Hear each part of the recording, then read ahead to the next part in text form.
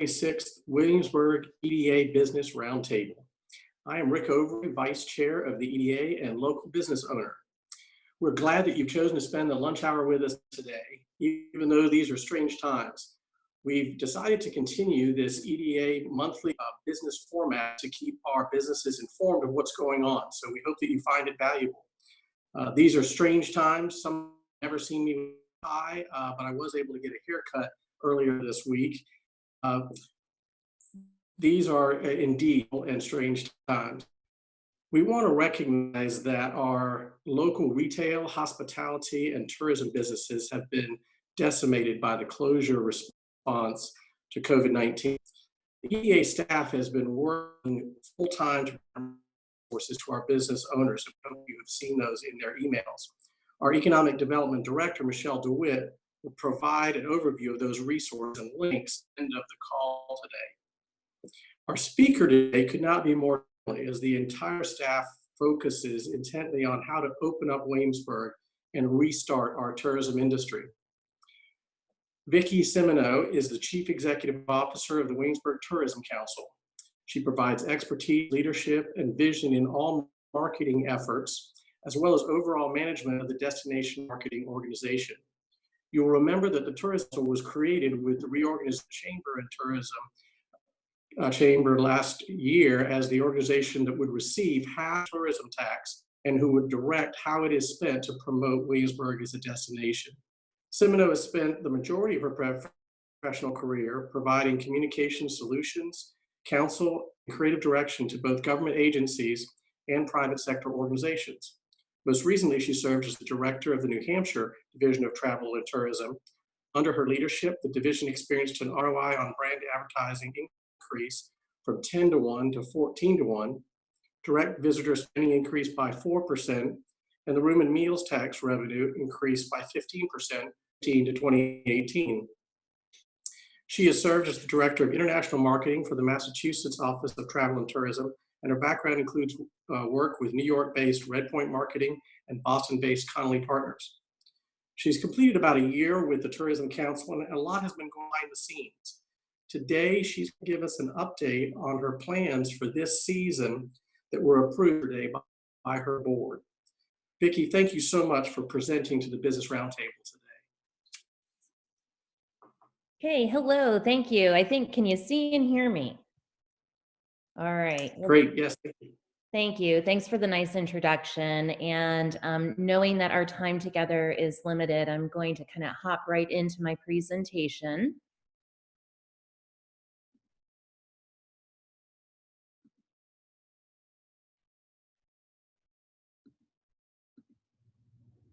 Okay, can everybody see? Or, well, I guess those of you who can, who aren't muted, can you see my presentation? Yes, we can. Okay, very good. Well, again, thank you so much for having me join you today. I wish it were under better circumstances. You know, there is no question that the hospitality industry has never experienced anything of this magnitude. In hearing from U.S. Travel Association and their Executive Vice President of Public Policy yesterday, she shared a figure that has been used quite a bit lately, that the economic impact of COVID is 8 times what the economic impact of 9/11 was to the hospitality industry. So it's not pretty. I think every destination marketing organization around the globe is grappling with how best to move forward. So I want to just kind of share a few insights. But before I do that, I do want to touch base and give you a little bit of background about the Williamsburg Tourism Council. So it was created by Virginia Senate Bill 942. It became operational on July 1st of 2018.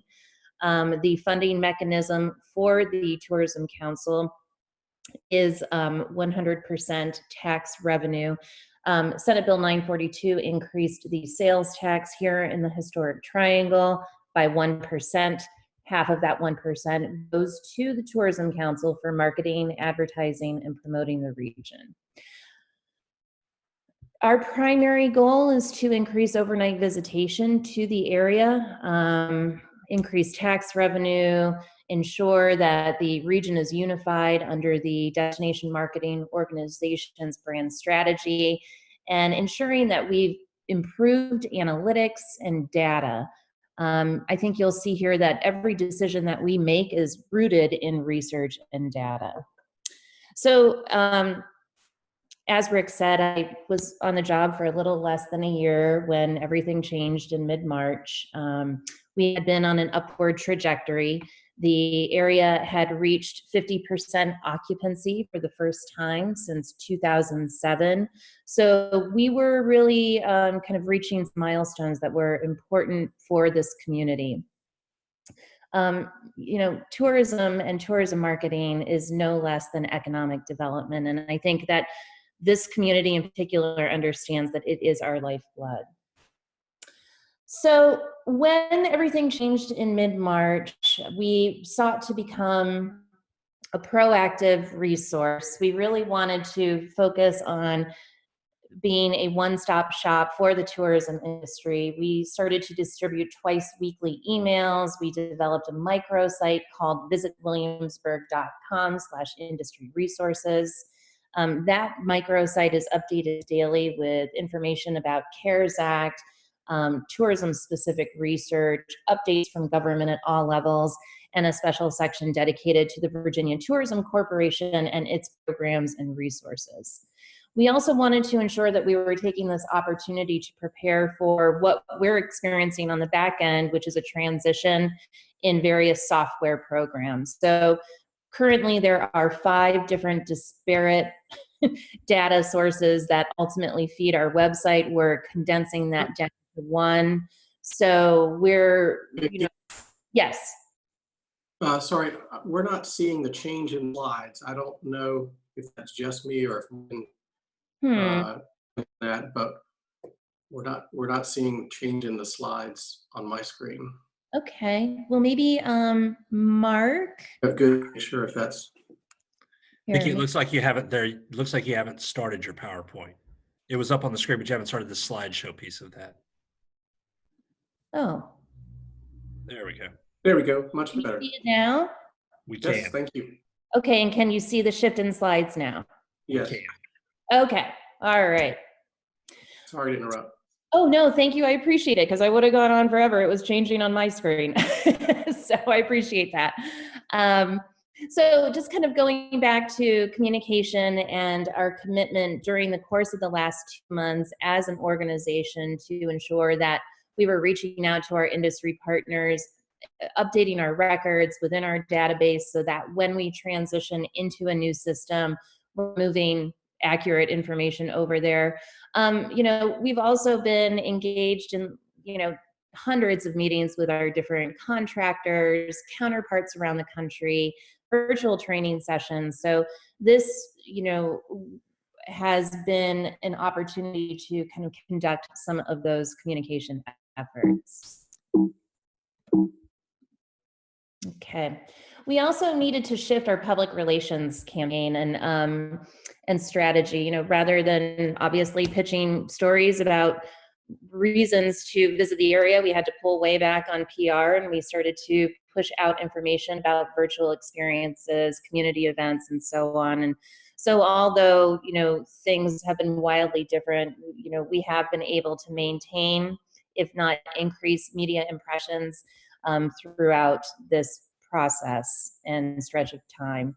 Our social media strategy shifted. We moved away from obviously images of large groups of people to scenic landscapes, encouraging followers to take in the views from their own home. And again, this was an opportunity to highlight virtual tours and charity events that tourism suppliers around the area had sponsored.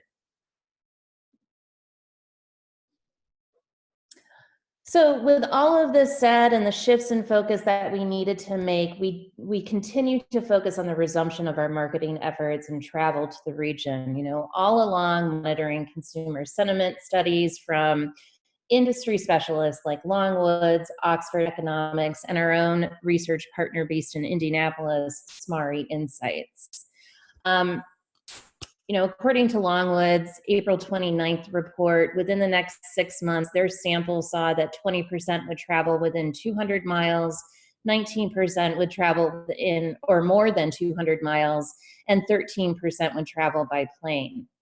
Our own research partner, SMARI's most recent consumer sentiment survey showed that small towns, rural destinations, and national parks are viewed as predominantly safe. So those descriptors align perfectly with our region's tourism product. And that, coupled with our geographic location, provides me with a strong level of confidence that our region is uniquely positioned to build towards recovery once travel resumes. And so we kicked off a bridge campaign in tandem with the start of National Tourism Week. We took a different approach than most DMOs or destination marketing organizations, focusing on the idea of being together soon with the ones we love.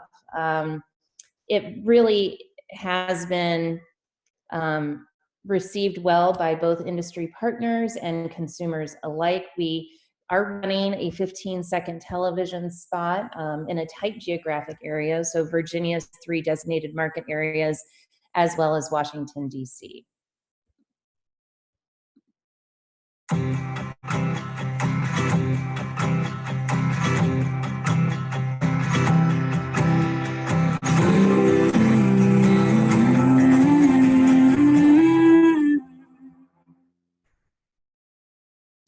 So that gives you a glimpse of how we have attempted to keep Greater Williamsburg top of mind with consumers, but also keep our brand presence in the marketplace. Again, that is running throughout the month of March, and it was launched at the beginning of National Tourism Week. We also moved forward with a local, let's get out of here.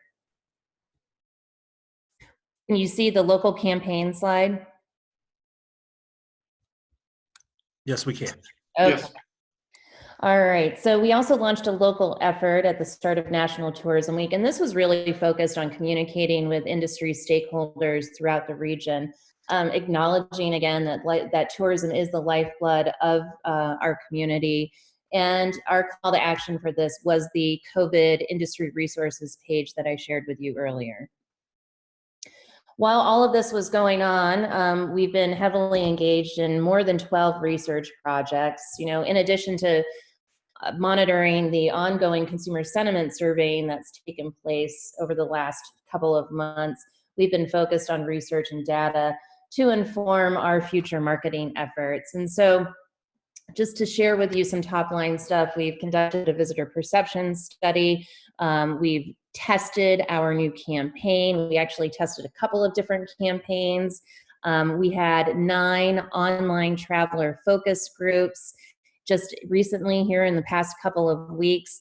And we've started to develop our brand strategy, our campaign platforms, our personas, and our journey map.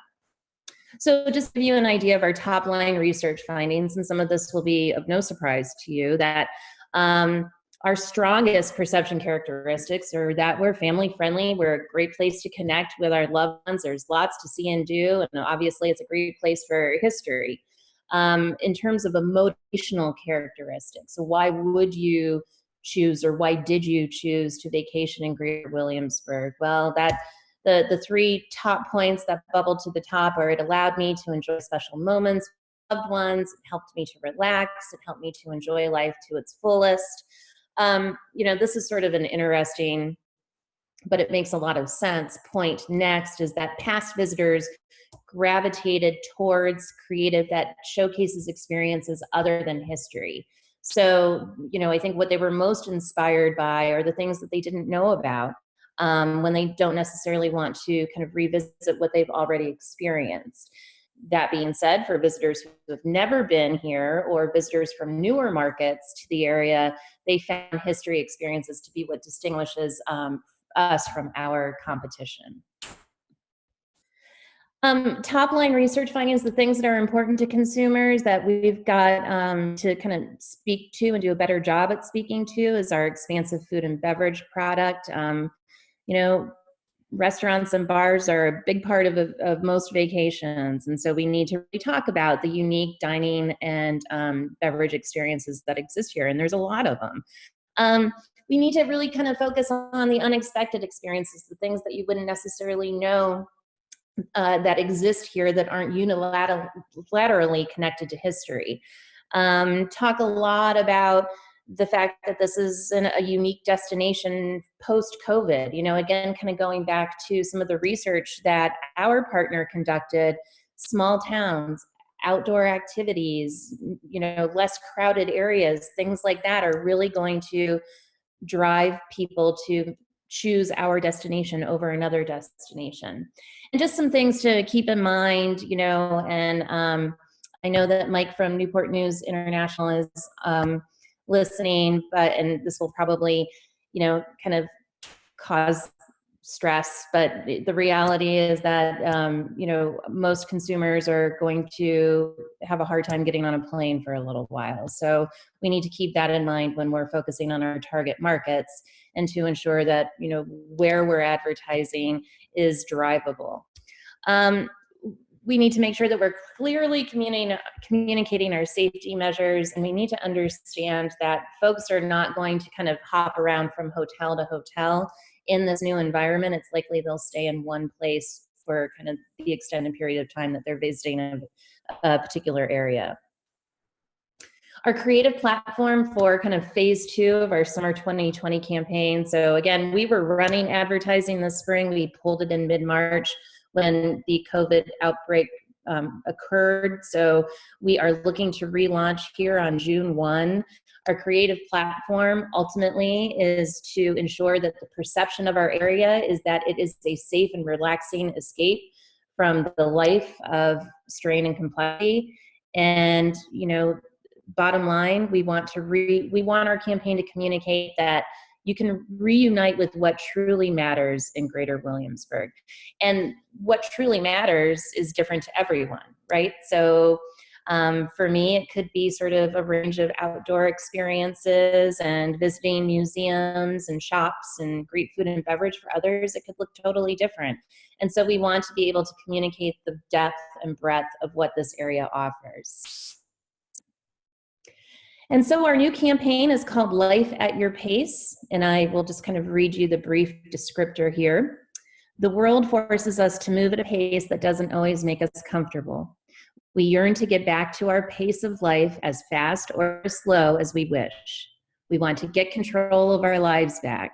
Williamsburg is the place to do just that, because your vacation is your vacation. You want to sleep in and have breakfast for lunch? Go for it. You want to play golf all day, every day for an entire week? It's your vacation. You want to hop in a canoe and see where the James River takes you without a paddle? Then head to Williamsburg and experience life at your pace. And so how does this creative concept come to life? Oh. This will give you an idea of the different kinds of verbs that we can use as kind of leading up to life at your pace. Here are also some examples of the creative currently under development. Sip at your pace, putt at your pace, fly at your pace, dip at your pace. You know, so again, we're going to cross the varied products that exist here, and not just focus on one thing, because it's not a one size fits all kind of environment, you know. And again, everybody, what they want to reunite with varies for everyone. And so our target audience segmentation, we will focus on millennials and Gen Xers with children, millennials and Gen Xers without children, active, mature. So our budget kind of breaks out that families will get about 50% of our budget. Our target geography, there are some tried and true proven markets in here, but we have listed some expansion markets. So you'll see a lot of this is sort of derivable. In terms of expansion, we had pre-COVID listed Boston, Chicago, Orlando, Atlanta. We were looking at more fly markets pre-COVID. Once COVID hit, we obviously needed to scale back on that. So we're looking now at 2 new markets, possibly 3, Cleveland and Columbus, Ohio, and New York. And New York's kind of got the asterisk next to it. You know, it really depends on what their market conditions look like. If they're physically not able to travel out of, you know, the tri-state area, we're obviously not going to invest in advertising there, and we'll roll those funds into another program or a program at a later date. We kind of have the usual suspects when it comes to advertising: digital, television, both broadcast and streaming, social. We have enhanced our media or social media influencer tactic. This really is about sort of content creation, deeper engagement, and having the ability to inject some cool factor, quote unquote, messaging. Another thing that I wanted to mention while I was on the meeting with you all today is that we will be launching a cooperative marketing program before the end of the month. We've selected 2 media vendors. Both are based on past performance. That is TripAdvisor and Adara. These are also 2 media partners that the Virginia Tourism Corporation has had successful relationships with as it relates to cooperative marketing programs. Programs will range from $25 to $25,000. We will offer a one-to-one match, provided that creative templates are used. And we've ID'd roughly $500,000 from our media budget for this effort. So look for this to be distributed through our industry newsletter in the probably next 7 to 10 business days. In addition to our consumer-focused efforts, we do have a sales recovery plan drafted. This does include anything from key trade show attendance to phone blitzes, sales calls and events, reigniting active participation in industry associations. We have a fairly fleshed out schedule here that you'll see with our sales activities. And assuming that the different trade shows take place, we are committed to being there. So with that, and I know my time is about up here, I am happy to answer any questions. I know that there are a handful that have already been submitted. Thank you, Vicki. That's a great overview of what you've been working on and everything over the last couple of months. Really appreciate your giving us an update on that. We did have some questions that were submitted ahead of time. The first is that the U.S. Travel Association is advocating economic development money to go towards travel promotion. Is this something that the Tourism Council would apply for? And would you consider other grant programs for tourism businesses? So yeah, the U.S. Travel is advocating for $10 billion to be included in the next phase of the CARES Act that would go to state tourism organizations and destination marketing organizations. And yeah, if we meet the criteria, it's yes, we plan to apply for those funds. And those would go to, it's hard to, it will be dictated how those funds are to be spent. So we'll kind of go from there once the bill is approved. Are you aware of and are you coordinating any other grant applications? Not at this time. What can tourism businesses do now to prepare for ring? Well, I think, look, we're a marketing organization, not necessarily sort of an outfit that's rooted in operations. But that being said, I think that it's important for businesses to start thinking through operational shifts, whether that's redesigned public spaces, whatever that looks like. Here, I can stop my share so that you can see me. Things like reinforced hand hygiene, utilizing PPE, touchless solutions for things like ticketing, installing, kind of physical barriers. I've seen a lot of businesses start to do that. So, and encouraging social distancing, it's going to be a new normal, right? When everything starts to open back up. And so educating staff and customers about their shared responsibility is something that will also be important. As the DMO for the region, we're going to be hyper-focused on ensuring that we're communicating how folks are adjusting their operational procedures and communicating as folks start to reopen. And so we are developing right now a system for the back end of visitwilliamsburg.com where businesses can go in and upload that information so that we can create a consolidated way for consumers to understand the measures that have taken place. Well, that may answer this question, which is what's the best way for our tourism businesses to stay up to date on what's going on with the Reopen strategy and how they can engage with the marketing campaign? Is that the website or to reach out to you and the staff? It is. And so what you can do through visitwilliamsburg.com is industry suppliers can go in. So whether that's an attraction, a restaurant, a brick and mortar retail shop, you can go in and secure a free listing on our website. And that is where we pull email addresses from when we're communicating with the industry as a whole. So, if you don't already have that business listing, please, go there. It's just another way to get, your contact information about your business out to the public. We've got a multi-million-dollar advertising campaign where the call to action is visitwilliamsburg.com. You don't want to miss the opportunity for that share of the visitor. So yeah, give us your email address through that platform, and also check out visitwilliamsburg.com/industry resources.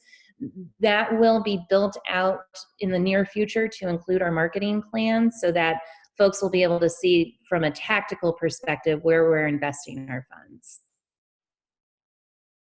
I think one of the things that we need to keep in mind is that this campaign obviously is not in Williamsburg. It's in all these other destinations.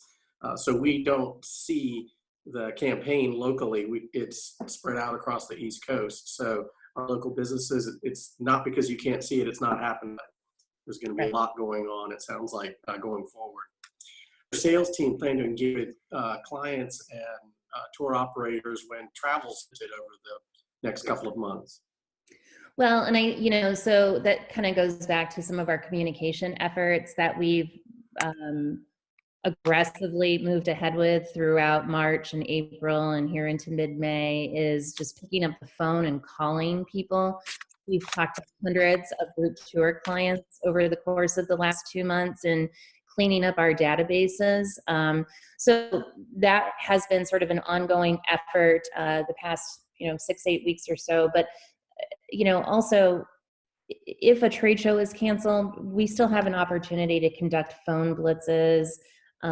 We can do things virtually, and we have been. So we'll continue to do that until we're able to physically be there. But I'll tell you, we've got an office full of people, myself included, who can't wait to get on a plane. I never thought that I'd say I miss getting stuck at a airport bar, but I miss getting stuck at an airport bar. So,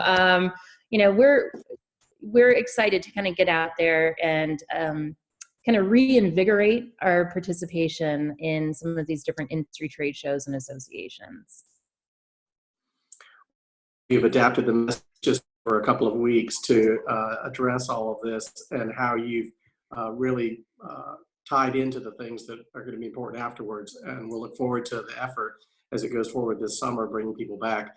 I think all of us are to get back out and community and share it with others. So, Vicki, thank you so much for your time and expertise, and we look forward to more. Maybe we'll bring you back later during the season. And things I also like is how you're using statistics to measure results, and so we'll see be a retool as the statistics and results. And so thank you. Yeah, I'd be happy to. Thanks for having me. At this point, we want to ask Michelle DeWitt, who's our Director of Economic Development, to give an overview of the resources that are available. There are different grant programs, and it can be confusing, but the staff has done an incredible job of getting this information out to the business community. So Michelle, if you'll walk us through some of the resources and things that you've been working on to help our local businesses. Thank you, Rick. First of all, we think about our businesses every day and are here we're a phone call, an email, or a text away. If you have any questions or thoughts, just give us a ring or a text or an email. We have up on the screen, I think it's only halfway on my screen. Can you see it, Rick? No, we need to adjust a little bit more. So what this is on the screen as Mark adjusts it is just a bulleted list of some of the resources we wanted to highlight today. But pay attention to that first, the website. It's yeswilliamsburg.com/COVID-19. And that's where you can, we update that every day. You can see all the information that we're sharing with businesses and the resources, both that the city's providing and external resources. And wanted to highlight a few today. One is City Council has allocated $1 million for a COVID-19 business grant. And that grant is based on your BPOL payment that you made in March of 2020 in order to get your business license this year, which was calculated on the amount of receipts, gross receipts you had last year, calendar year 2019. So that is open till June 1st. So businesses must have either had to close because of the governor's order or experienced a loss of at least 50% when they compare last April to this April to qualify. So please get your applications in for that fund. Council allocated what we think is enough money for every business who qualifies to get paid. So it's not a first come, first serve, but we still want you to go ahead and get your applications in as the deadline is June 1st. We also have a marketing grant that is a $100 matching grant. So we'll pay half of what you pay, up to $500 to help you with your marketing under COVID-19. How are you adapting to reaching your customers and still making sales in this environment? And be creative with that. Talk to us about any ideas you have. We're happy to get that money out to you to assist in that marketing. Also, the Greater Williamsburg Partnership, led by our own councilwoman, Barb Ramsey, established a funding source in the Virginia 30-Day Fund grant. So that grant is administered by the 30-Day Fund group, but we have money that's being raised locally. The economic development authorities in the area put money in. People on the Community Foundation Board put money in. Barb Ramsey put money in, and are encouraging others to donate to that fund who can. And then that money is available as $3,000 grants to businesses in the Greater Williamsburg area. So please apply for that. It does require that you submit a video, but if you're having any challenges with that, call us. The staff is happy